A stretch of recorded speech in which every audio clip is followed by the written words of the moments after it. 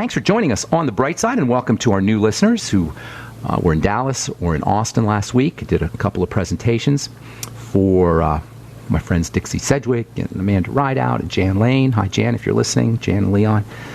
And Harlan and Austin. We had a good time, and I know we got some new listeners. So if you're new to The Bright Side, thank you for joining us. Last program, we were talking about the relationship. Actually, we've been talking about this for a while now.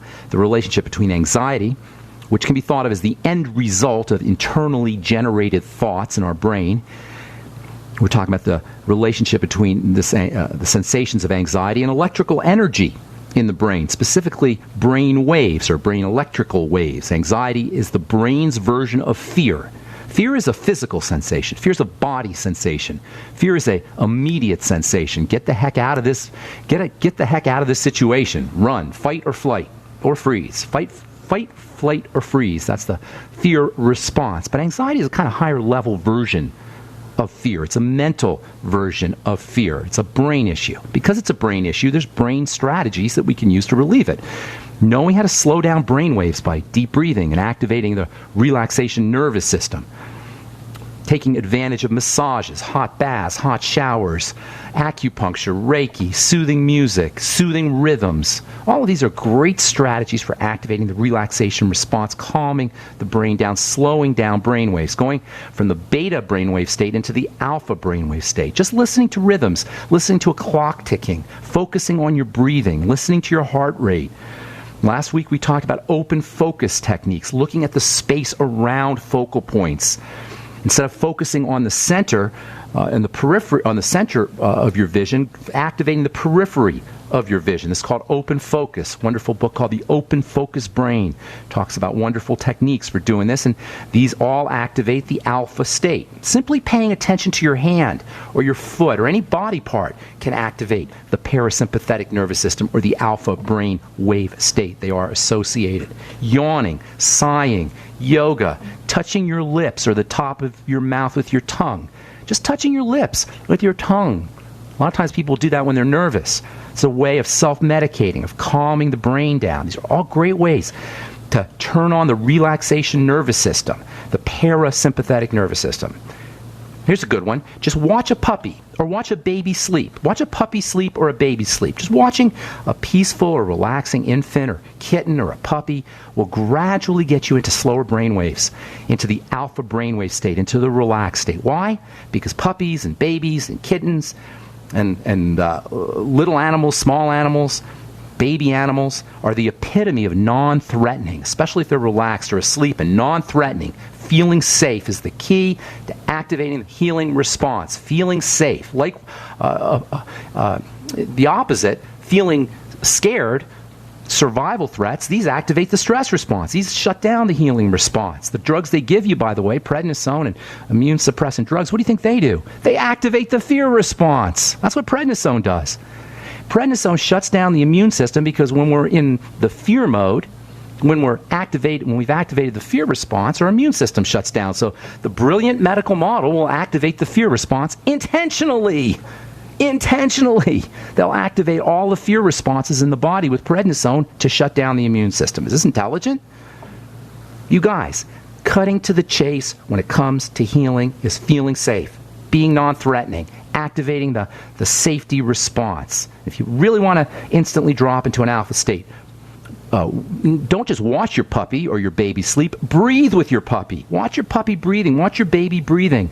Breathe along with the baby as he's sleeping or she's sleeping. The rhythm of the breathing process will flood your body with oxygen and relaxation chemicals, and carbon dioxide will be eliminated, and acid and toxins will be eliminated, and this will reinforce the safety signals to the brain, and you'll be in full alpha state, full relaxation state in less than a minute. All of these techniques for activating alpha waves and theta waves in the slow brainwave state and the relaxation and healing parasympathetic nervous system can be helpful for weaning yourself off of prescription drugs. All of these techniques are way more effective than anything offered by the medical model. Something as simple as relaxation and deep breathing and hot tubs and massages and watching your baby breathing, these are all strategies for activating the healing response way, way more effectively than anything your doctor can give you. These all truly activate healing mechanisms that improve blood sugar and heart health and lower blood pressure and improve kidney function and sex life and digestion and pretty much anything that has to do with health. Any health challenge you may be dealing with can be positively impacted, and not just symptomatically, but as Ollie G would say, for reals, symptomatically too. Your symptoms will definitely be reduced once you activate these healing mechanisms, but your health challenges will really start to reverse themselves without toxicity, without side effects, at zero cost. The question becomes, once we understand this, why would anyone ever use a toxic, costly, ineffective pharmaceutical when you have all of these wonderful strategies, when you have all of these amazing healing strategies that really affect health without side effects and toxicity? Why would anyone voluntarily take a pharmaceutical that masks your symptoms or lowers your cholesterol or lowers your A1C, these markers that are artificially contrived by drug companies selling you these products? Why would anyone voluntarily interact with these pharmaceuticals unless it was a pain pill? Pain pills are the one time you know, pain is pain. And I'm glad we have pain pills, and I've appreciated pain pills more than once in my life. But aside from pain pills or perhaps antibiotics, there is no need for pharmaceutical medication unless you get so desperate or you're at wit's end or you're at the end of some kind of disease process and it's too late to do anything else. There's another great way to activate the parasympathetic healing nervous system, way better than drugs. I'll tell you what that is when we come back from our break. I'm Pharmacist Ben. You're listening to The Bright Side on the Genesis Communication Network. 844-236-6010 is our number. We'll be back after this. 844-236-6010 is our number. If you have a success story you'd like to share, or if you want to contribute to the conversation, I know there's success stories. I was in Dallas last week, and let's see, probably about 150 people in the room, and at least 10 people had been affected by these ideas, losing weight and feeling more energy and getting off their prescription drugs. These are powerful strategies, friends.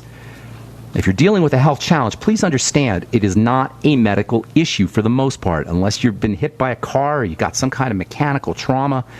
For the most part, chronic degenerative diseases, which affect 80% of our, comprise 80% of our healthcare costs in this country, are really not medical issues. Somehow the medical model has stuck itself into our health tent. The camel's nose has gotten itself into our health tent, and now you have doctors everywhere telling you how to be healthy. That's not the role of doctoring. It shouldn't be the role of doctoring. It's our business and our business alone, and that involves nutrition, it involves supplementation, it involves dietary strategies, lifestyle strategies, relaxation techniques.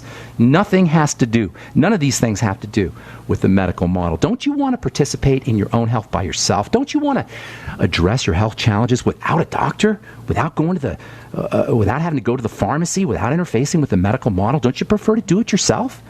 Isn't it smarter to take care of these kinds of things for our health, for ourselves and for our families? Ourselves?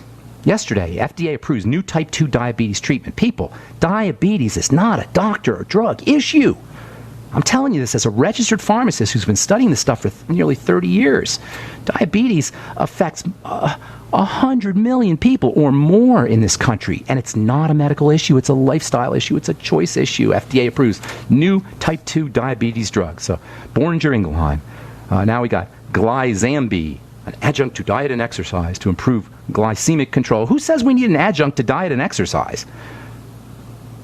Well, apparently Boehringer Ingelheim and Lilly.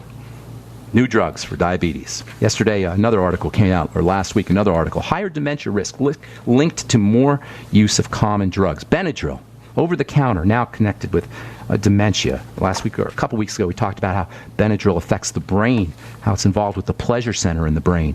Now it turns out that Benadryl and other drugs like Benadryl can be associated with dementia. No surprise. There's no such thing as a drug that's not ultimately going to have toxicity and side effects. That's just not how it happens.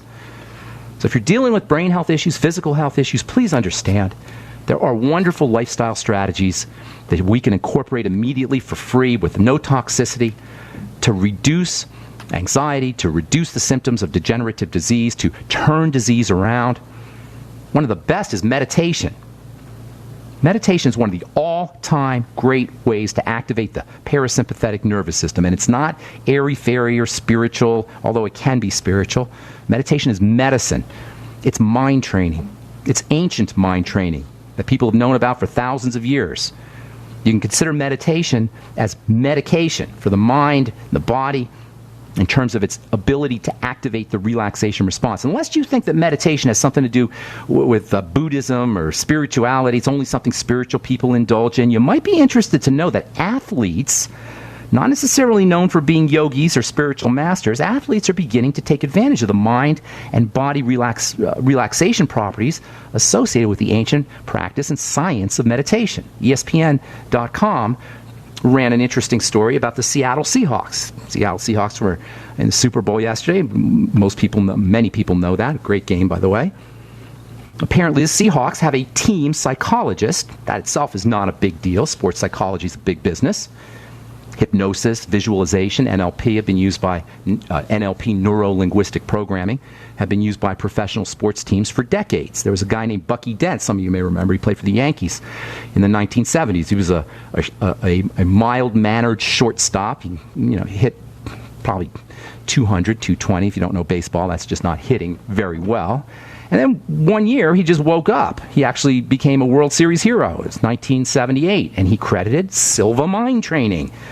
Silva Mind Training is an alpha state development technique or program associated with meditation, and Bucky Dent used the Silva Mind Training. He became a World Series hero. I've always said that if a professional athlete is doing something for their bodies, we probably want to be paying attention and maybe learning a thing or two. Professional athletes are making millions and millions of dollars by basically figuring out how to be super healthy. Not just healthy, super healthy. It means big bucks to a professional athlete. And the Seattle Seahawks team psychologist, a guy named Mike Gervais, not only trains the Seahawks from a psychological perspective, he leads meditation classes. The Seattle Seahawks professional football team, NFL, they do group meditations. And by the way, the best meditator on the team, and the one who's really taken it on in a big way, is a guy who's the team leader, a quarterback, a guy named Russell Wilson. And for those of you who don't know, this guy Russell Wilson has become, in his third year in the NFL, he's been to the Super Bowl twice, didn't win yesterday, but came close. He's quickly become one of the best quarterbacks in the NFL in 3 years, and one of the best players in the entire league. And he's 5'9", by the way, in the NFL, in a league of giants. He's a midget playing in a game of giants. And he meditates regularly. And he takes it seriously. Now, I'm not saying his success is due to meditation. I'm just saying these kinds of techniques are incredibly important for physical well-being as well as emotional well-being, for strength, for stamina. And if we're sick in any way, high blood pressure, diabetes, kidney disease, heart disease, cancer, whatever, we'd be foolish not to be exploiting these wonderful, wonderful techniques. By the way, nitric oxide, we're going to talk about nitrates and nitrates. I've gotten a bunch of letters from folks saying, when are we going to talk about nitrates and nitrates? We will be talking about nitrates and nitrates, and I'll be telling you why some of what you've heard about nitrates is not necessarily accurate, and we'll be getting to that here in a little bit, probably in the next day or two. So hang tight. Effective Zen, this is from the journal Progress in Neuropsychopharmacology and Biological Psychiatry. Quote, or this is the headline, effective Zen meditation on nitric oxide activity. How do you like that? It turns out that Zen meditation is a great way to upregulate nitric oxide. And nitric oxide is associated with opening up blood vessels, improving circulatory system health, lowering blood pressure, etc. I was on the plane last week, and I was reading a book about mental health. It's called Awareness-Based Cognitive Therapy. Okay, fancy way of saying using awareness to actually manipulate your mind. Awareness-based cognitive therapy is a healing science using mental and mind power to heal the body. The book is called, actually, Meditation and Mental Health. It's written by a guy named Peter Wilberg, W-I-L-B-U-R-G. He's a psychologist, and he wrote. He's not a airy-fairy, hippy-dippy guy. He's a psychologist, and he was writing about meditation and mental health. Anyway, the lady next to me, she looked at the book, she saw the title of the book, and she started asking me questions about mental health and about meditation and about the book. And she told me she tried to meditate. She took classes on meditation. She just couldn't do it. As she put it, she couldn't seem to quiet her mind, to empty her mind of thought. And I hear this all the time. And this is a misconception that a lot of people have about meditation, that it somehow involves quitting your thoughts, shutting down your mind, or quitting, or eliminating mental chatter. And I've been meditating regularly now for almost 30 years, and I've read a lot about it. I know a lot about it. And so what I told this gal was meditation's not about turning off your mind, quieting the mind. That's one of the things that will happen, but that's not the main point. That's not the thing that you want to go for. I'll tell you what I mean when we come back from our break. We'll take your phone calls as well. 844-236-6010 is our number. I'm Pharmacist Ben. You're listening to The Bright Side on the Genesis Communication Network. We'll be back after this. If you're interested in joining myself and my friend Dixie Sedgwick on our monthly phone calls, we were doing them weekly. Now we're going to be doing them monthly. Dial-in number 605-562-3140. And the participant access code is 444973#. Yesterday we talked about skin health and some of the mythologies associated with skin products. A lot of you have asked about my new skincare line that's coming out. Should be out here in a week or two. I know I've been saying that for a while, but we just finished up doing some videos for the website. Hopefully the website will be up here in the next 1 to 2 weeks, and you can find out all about it.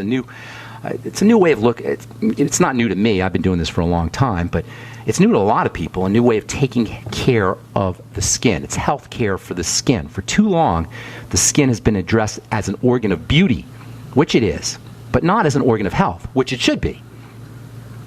Would you ever rub cream on your heart to have a healthy heart?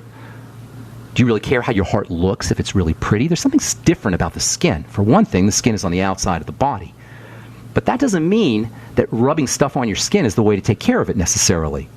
If you're going to put stuff on your skin, you want to make sure it's stuff the skin can use. What if I told you that 80 to 90% of your average skincare product is water? Do you know that you could spend $2,000? There's a product called La Mer for $2,000 for a pound of the stuff, and 80% of it is water. Do the math. That's some expensive water.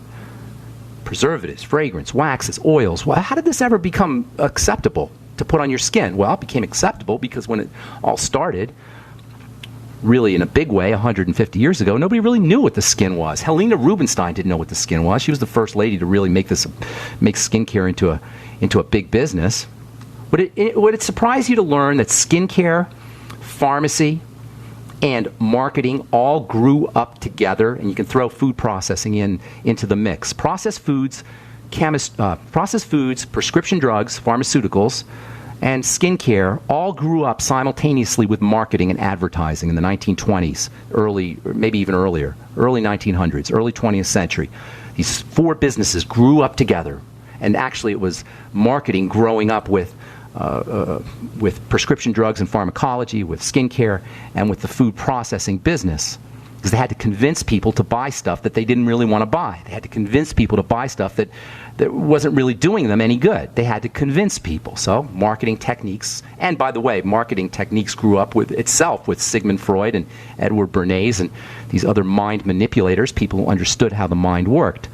And all grew up together. Pharmacy, skincare, and processed food. And I can't think of 3 industries that have abused humanity more significantly. Well, there's probably a lot, but those are 3 major industries that have abused humanity significantly: the drug business, the skincare business, and the processed food business. Anyway, so meditation is one of the all-time great ways to activate the relaxation nervous system. And it's not necessarily about shutting down your mind. It's not about quieting your thoughts.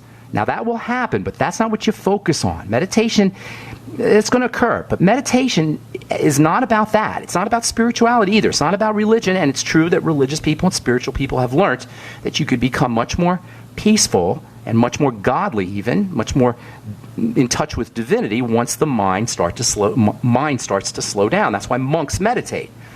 Meditation is really simple stuff, and it doesn't require a lot of money. You don't have to spend money. You don't have to study it for years. In fact, if anyone tries to take money from you for teaching you meditation or for a meditation class, I'd be very, very skeptical. Meditation is nothing more than watching your mind, watching your thoughts. The only skill and the only practice that we need is the practice of watching. We're conditioned not to watch. The only skill and practice that we need to do is to learn how to watch. Life is about acting and watching. Both are equally important.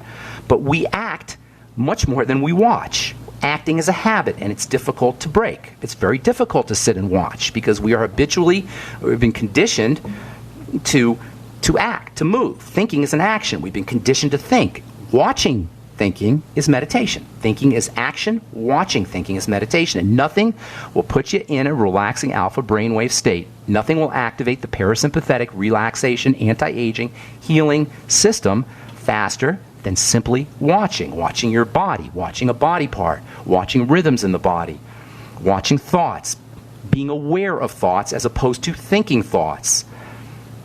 Thinking thoughts and being aware of thinking thoughts have two different effects on the body. Thinking thoughts activate the body. Thinking thoughts are associated with beta brainwave activity. Watching thoughts is associated with alpha brainwave activity. Thinking thoughts is beta, watching thoughts is alpha. Simply watching the mind is enough to activate the meditative state, which by definition is an alpha state, which by definition is a slower brainwave state. And it's associated with the parasympathetic nervous system and anti-aging, relaxing, and healing. And I realize that in this world of formulas and diets and nutrients and programs and regimens and supplements and good food and bad food, as important as all these are, I realize that I'm running the risk of putting myself in a category of airy-fairy, non-scientific, Boulder, Colorado hippie man. But at the end of the day, I'm a scientist, I'm an empiricist, I'm a healthcare professional, and all I really care about here is helping you get healthy again. I see people who are sick all the time. It breaks my heart. It's tragic. It is so sad. Nobody has to have a chronic degenerative disease. These things it's not the way the body is supposed to be. And these strategies that we're talking about are not airy-fairy. They're powerful. There are ways to activate the healing response, the healing mechanisms that are ours, that are built in, that are our birthright. If you're sick and your body is degenerating and you're not exploiting every single parasympathetic alpha state stimulating strategy you can think of, and that includes meditation, you're leaving health on the table. The facts are the facts. These are all ways, factual ways, to turn disease around, not to cure disease, to reverse disease. Disease is a verb. It's not a noun. It's not something we have. It's not something you hold. It's not something that's a commodity or a thing. It's a process, and all processes are by definition reversible. If you're not exploiting or at least experimenting with every single action you can possibly take to reverse degenerative disease, however it is showing up, folks, you're leaving health on the table. Would you really rather have your gallbladder taken out or your heart destroyed? They call that a cardiac ablation, where they destroy the heart with electricity or with chemistry, or your thyroid irradiated, or do you really want to be on a blood thinner or an antihypertensive or a calcium channel blocker or whatever poison system or poison strategy that the medical model has for us? Would you rather interface with a poison medical model strategy than learn to activate the alpha state by breathing, or sitting still, or getting in a hot tub, or watching our thoughts, all of which can improve markers of health in a real way, in a way that drugs or doctors can't even touch or come close to without side effects or toxicity, without cost. I'm Pharmacist Ben. You're listening to The Bright Side. We'll be back after this. Don't go away.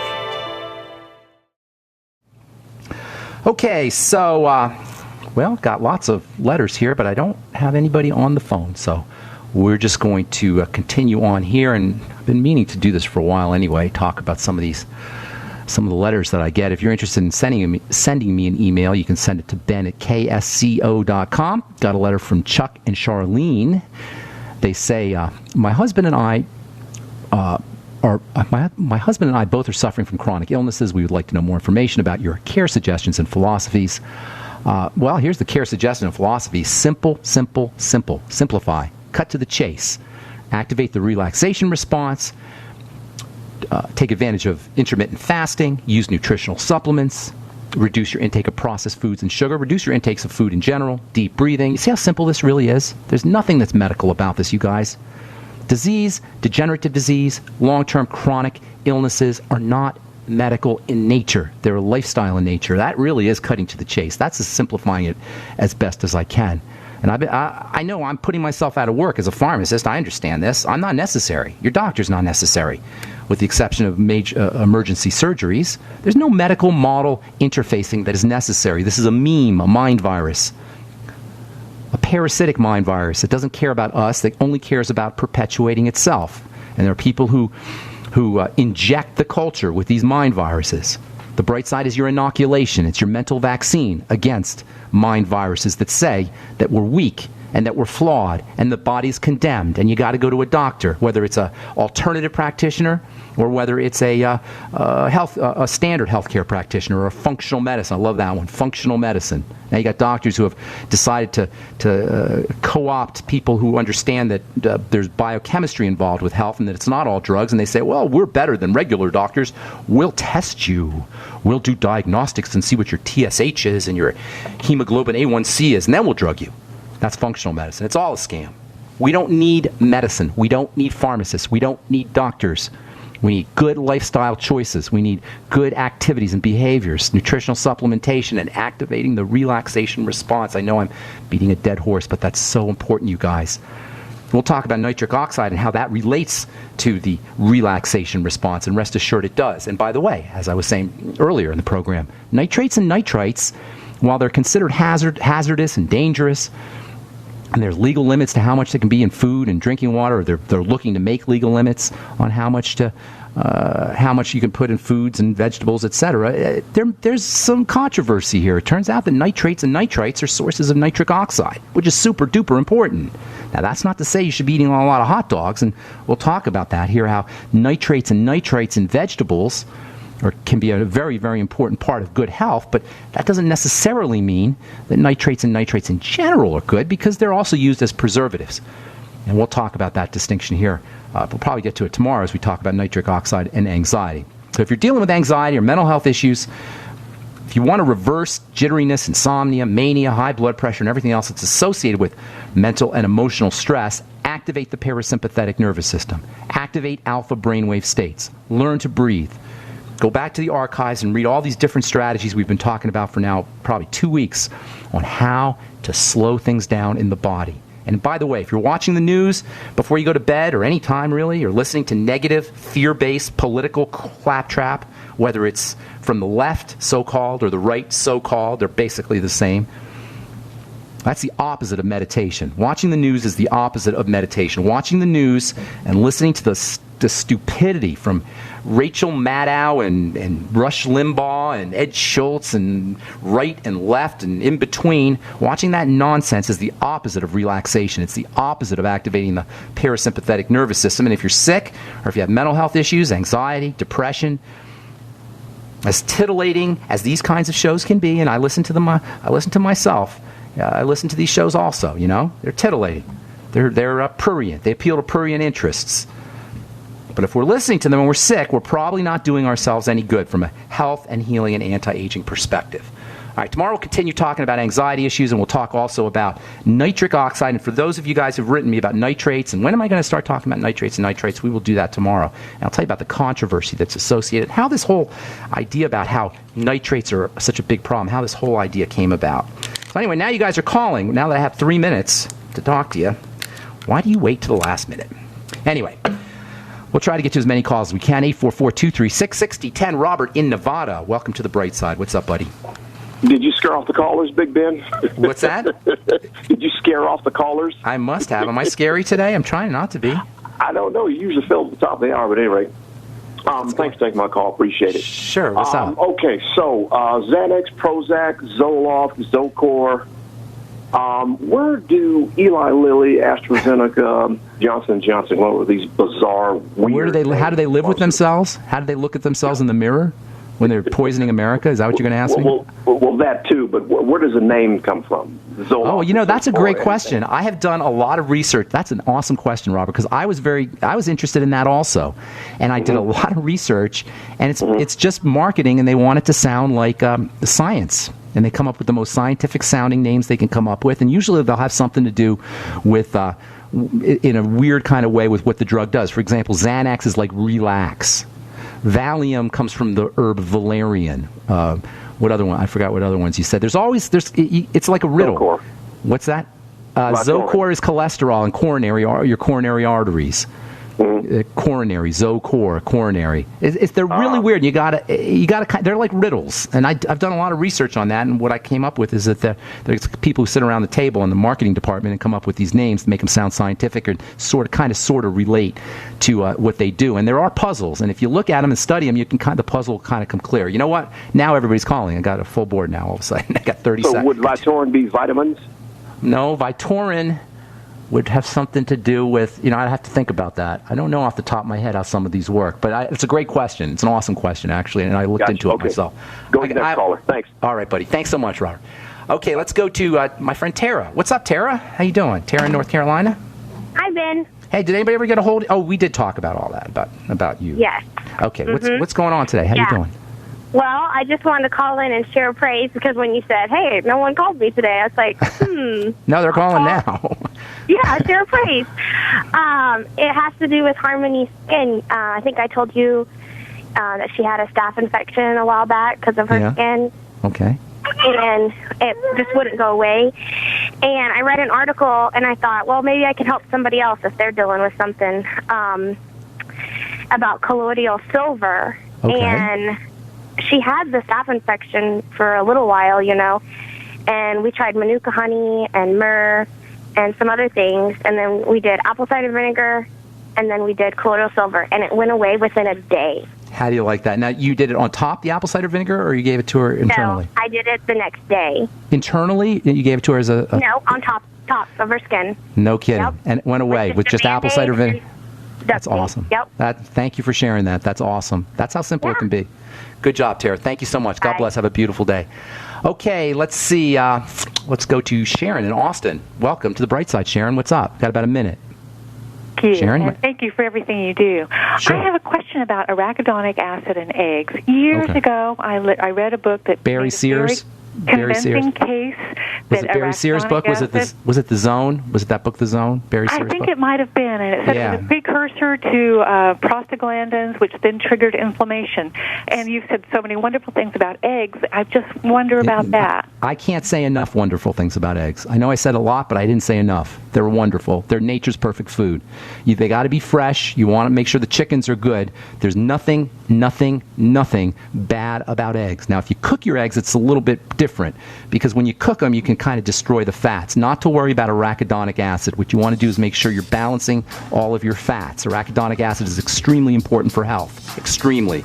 And so are omega-6s, and the inflammatory process is very misunderstood, because arachidonic acid is associated with inflammation, and omega-6s are associated with inflammation, but inflammation is important. It's the way the body protects itself. It's the way the body heals. So it's a balance, Sharon. It's not avoiding it, it's balancing it with your omega-3s. And I wish we had more time. And you guys... if you could address that further at some point, that would be wonderful. I appreciate it, Sharon. And I wish I had more time, but we're just out of time. Yeah. Okay, God bless. Sorry to let you go there. All right, if I left you on hold, you got to call in early. That's what we need you to do on the bright side. Try calling in the second segment. We'll get to all our calls next time. Sorry if we left you on hold. Call back tomorrow. Tell our call screener you're on hold. We'll get you first up. I'm Pharmacist Ben. Thanks for listening to the bright side, folks. Have an awesome, spectacular day. We'll talk to y'all later. Bye for now.